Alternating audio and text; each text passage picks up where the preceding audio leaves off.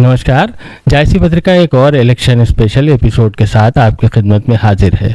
आज हम बात करेंगे उस नारे की जिसमें भारतीय जनता पार्टी की तरफ से कहा जा रहा है कि अब की बार 400 पार, अब की बार 370 के पार। आपके सामने हम बताने की कोशिश करेंगे और आपको समझाने का प्रयास करेंगे कि ये नारा दरअसल कितना सच है और कितना झूठ। इसमें आखिर इतना बढ़ाकर बताने की क्या ज़रूरत पड़ गई भारतीय जनता पार्टी को। अब आपके सामने एक बात कहता हूँ कि भारत में जो चुनाव होने वाले हैं उसमें 543 लोकसभा सीट है जिस पर चुनाव होगा। भारतीय जनता पार्टी यानी उनके पास 303 सीटें हैं इस वर्तमान में। इस बार उनका नारा है कि वो 370 के पार, और हद तो तब हो जाती है जब वो कहते हैं कि 400 पार। एक बात आपके सामने मैं कह दूं कि भारतीय जनता पार्टी के मैंने पिछले एपिसोड में भी बताया कि ये तरीक़ाकार रहा है। इससे पहले के इलेक्शन में भी अगर वो 50 सीटें जीत रहे होते हैं तो 100 का ऐलान कर दिया करते हैं। एक तरह से ये माइंड गेम होता है विपक्षी को प्रेशर में लेने का। इसका काफ़ी असर भी पड़ता है। सबसे पहले तो विपक्ष इस पर सोचने लगता है कि आखिर ऐसा क्या है जो इतनी सीट इन्हें मिलने जा रही है, कौन सा इंटरनल सर्वे इनका है जो आ गया है जिसकी बुनियाद पर ये बात कह रहे हैं। विपक्ष तो सोचता भी है लेकिन मीडिया तो हमारा सोचता भी नहीं है। वो तो फौरन कहने लगता है कि इस बार 400 पार होने जा रहा है। अब आप सोचिए कि जो पार्टी इतने आराम से जिसकी 303 सीट्स हों, 400 और 370 पाने जा रही हो, उसे क्या परेशानी है कि दूसरी पार्टी के नेताओं को तोड़ने लग जाए। नीतीश कुमार का उदाहरण आपके सामने है। इंडिया गठबंधन के संयोजक थे। पूरी तरह से उन्हीं ने इंडिया गठबंधन का नक्शा तैयार किया था, लेकिन आखिरी वक्त में चाणक्य ने ऐसी तरकीब चली कि वो टूटकर आज उस तरफ चले गए जिसके खिलाफ उन्होंने भाषणबाजी शुरू की थी। अगर आप जीत रहे हो तो इस तरह के प्रयास की ज़रूरत क्या है। हेमंत सोरेन का उदाहरण दूसरा उदाहरण है। अगर आप 400 के पार जा रहे हैं तो झारखंड में इस तरह की बात करके आदिवासी समाज को नाराज़ करने की क्या ज़रूरत है। लेकिन फिर भी नारा लगाया जा रहा है। हालांकि इस बात पर एक बार मैंने एक इंटरव्यू में देखा था, उसमें आरिफा खानम शेरवानी ने कही भी थी ये बात कि अमित शाह का तरीक़ाकार ये रहा है कि वो दूसरों को दबाव में लेने के लिए बड़े बड़े फिगर अनाउंस करते हैं, और अभी तक तो हमने देखा है और आपने भी देखा है कि उनका ये एक्सपेरिमेंट कामयाब भी होता रहा है। अब चलिए बात करते हैं कि भारतीय जनता पार्टी की 370 या 400 जाने की कितनी संभावनाएं हैं। इनके पास अभी फिलहाल 303 सीट्स हैं। 303 सीट्स ऐसी हैं जिसमें बहुत सी स्टेट की ऐसी सीट्स भी शामिल हैं जहां भारतीय जनता पार्टी लगभग सैचुरेशन की स्थिति में है, यानी संतृप्त हो गई है, जहां पूरी लोकसभा सीट से जीत चुके हैं। जैसे गुजरात 100% यही जीते हैं। कर्नाटका में लगभग अच्छा खासा इनका रिकॉर्ड रहा है, 75% से ऊपर इन्होंने सीट जीती हैं। मध्य प्रदेश इन्होंने पूरा साफ कर दिया था। बिहार लगभग 80% सीटें जीत ली थी। यूपी बहुत अच्छा प्रदर्शन था। तो अब ये बढ़ने कहाँ जा रहे हैं, हम इस पर चर्चा कर चुके हैं, लेकिन फिर आपके सामने दोहरा रहे हैं कि महाराष्ट्र में इतना अच्छा प्रदर्शन करने के बाद क्या उसे दोहरा देंगे या दोहराने से ज़्यादा बेहतर प्रदर्शन करेंगे। ये सब सोचने वाली बातें हैं। अब आपके सामने एक बात मैं कहता हूँ, उत्तर प्रदेश जहाँ की मिसाल आपके सामने मैं रख रहा हूँ, ये स्टेट ऐसा है जहाँ भारतीय जनता पार्टी के पास जो सीट्स हैं 62-64 जो भी हैं, उनमें से लगभग 25% सीट्स ऐसी हैं जहाँ 50,000 के मार्जिन पर हार जीत हुई है।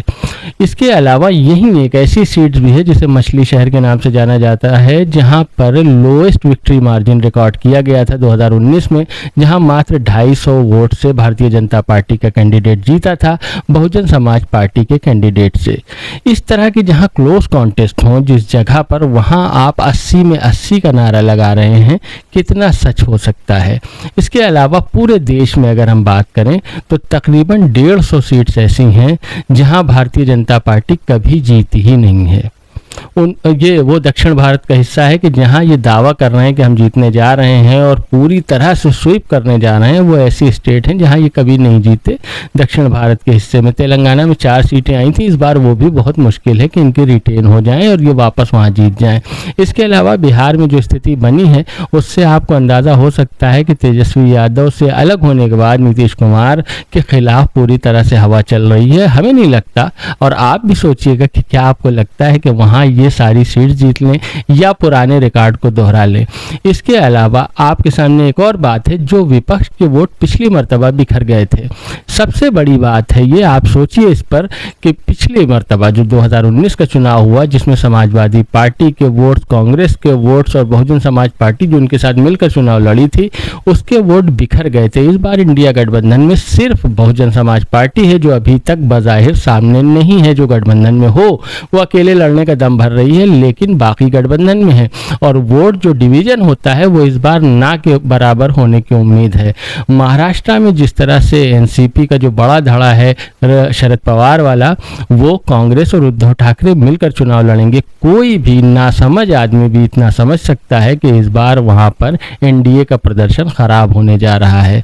दूसरी बात, हमने ये भी बात की थी, आखिर मोदी सरकार अगर इतना काम किया है, इतना अच्छा प्रदर्शन है, तो अपने काम के आधार पर वोट क्यों नहीं मांग रही है? क्या ज़रूरत है कि आपको इलेक्शन के बिल्कुल करीब सीएए को लाना पड़ गया? आखिर ये सिटीजनशिप अमेंडमेंट एक्ट, क्या ज़रूरत थी कि अगर आप 400 पार आ रहे हैं, 370 के पार आप जा रहे हैं, तो आप अगली सरकार गठन होने के बाद जब गठित हो जाती सरकार तो इसे ले आते। ज़रूर इनके अंदर कहीं ना कहीं बेचैनी है, इन्हें अंदाज़ा है कि क्या होने जा रहा है। इन्हें कहीं ना कहीं किसी सर्वे के तहत ये मालूम हो गया है कि इस बार इंडिया गठबंधन इन्हें कड़ी चुनौती देने जा रहा है। दूसरी बात, राहुल गांधी और इंडिया गठबंधन के अन्य नेता जिस तरह से अपनी बात मुद्दे की बुनियाद पर कर रहे हैं, यानी रोटी, रोजगार, किसान, नरेगा, इस तरह की जो बातें उठाई जा रही हैं, वो कहीं ना कहीं बीजेपी के लिए नुकसानदेह साबित हो रही हैं। मज़े की बात यह है कि भारतीय जनता पार्टी के 370 पार वाले नारे का सबसे बड़ा शिकार विपक्ष हुआ है और इसके अलावा विपक्ष के साथ साथ जनता जनार्दन जो आम लोग हैं वो भी अब इस बात पर बहस नहीं कर रहे हैं कि भारतीय जनता पार्टी की सरकार बनेगी कि नहीं बनेगी। वो यूं बात करते हैं कि क्या 370 पार हो जाएगी या 400 पार हो जाएगी। आम लोग इस बात को सोच ही नहीं पा रहे हैं कि बीजेपी इस बार 250 के नीचे भी आ सकती है, 225 के नीचे भी आ सकती है। तो ये ट्रैप है जिसमें विपक्ष के साथ साथ आम लोग भी गिरफ्तार हो गए हैं। बीजेपी का ये हथकंडा कामयाब है। लेकिन अब आप यूँ सोचिए कि जहाँ जहाँ मैंने आपके सामने ये बात कही कि बहुत सी सीट्स ऐसी हैं, तकरीबन 150 के आसपास सीट हैं जिस पर 1 to 1 मुकाबला हुआ था कांग्रेस और बीजेपी का, यानी एनडीए का और यूपीए का। इसके अलावा लगभग 50 सीट्स ऐसी हैं जहां 25-30 हज़ार के मार्जिन पर बीजेपी के कैंडिडेट्स या उनके समर्थित प्रत्याशी जीते थे। अगर वहां पर बीजेपी हार जाती है, सब सीट नहीं, अगर आधी भी हार जाती है, तो क्या आपको नहीं लगता कि बीजेपी 240 के नीचे आ जाएगी? तो ये सिचुएशन है। मगर इसके बावजूद इस तरह का माहौल बनाया जा रहा है कि बीजेपी की सरकार तो बननी ही है, बात सीट की है कि कितनी आ रही है।